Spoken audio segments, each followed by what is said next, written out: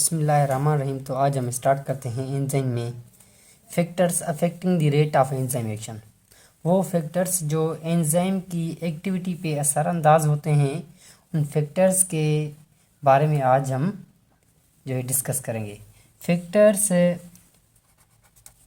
Enzymes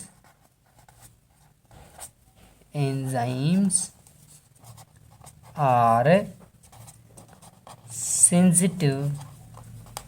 sensitive to their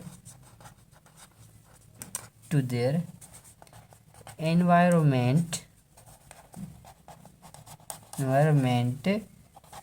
in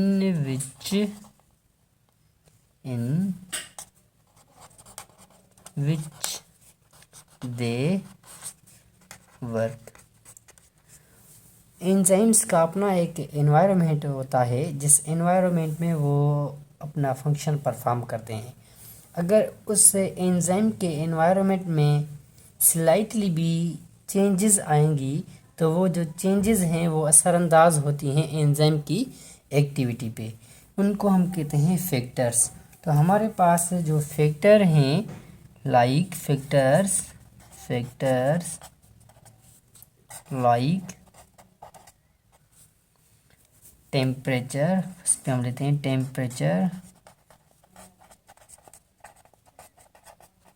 temperature, number second pH, number third enzyme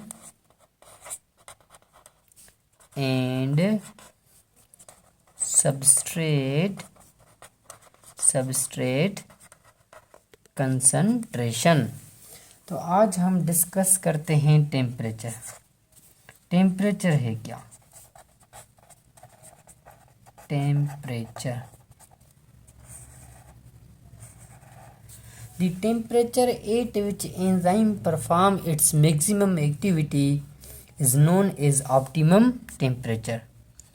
the temperature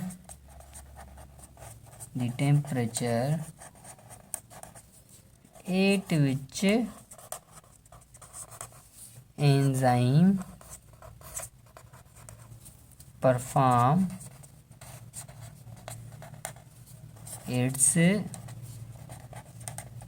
maximum activity is known as optimum temperature.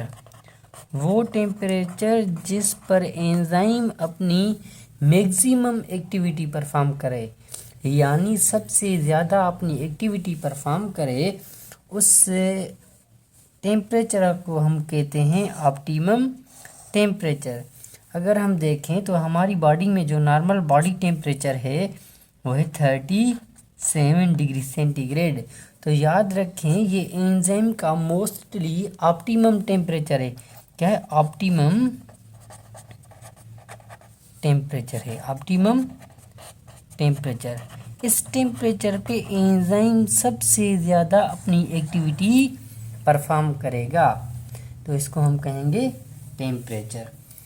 Suppose करते हैं हमारे पास जो 37 है वो हमारी body का नॉर्मल टेम्परेचर है, तो याद रखें ये हमारे एंजाइम्स का ऑप्टिमम टेम्परेचर भी है।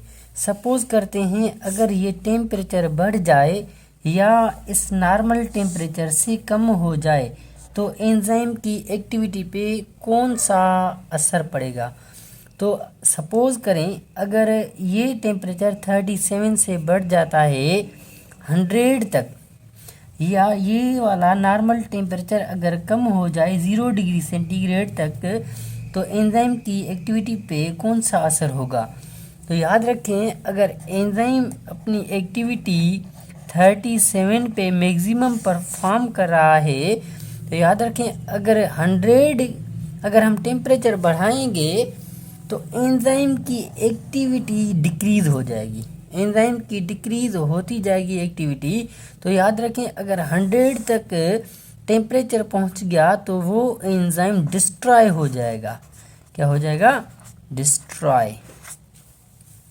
It means above the 37 degree centigrade enzymes enzymes activity decreases and at a certain temperature at 100 degree centigrade enzymes will completely destroy.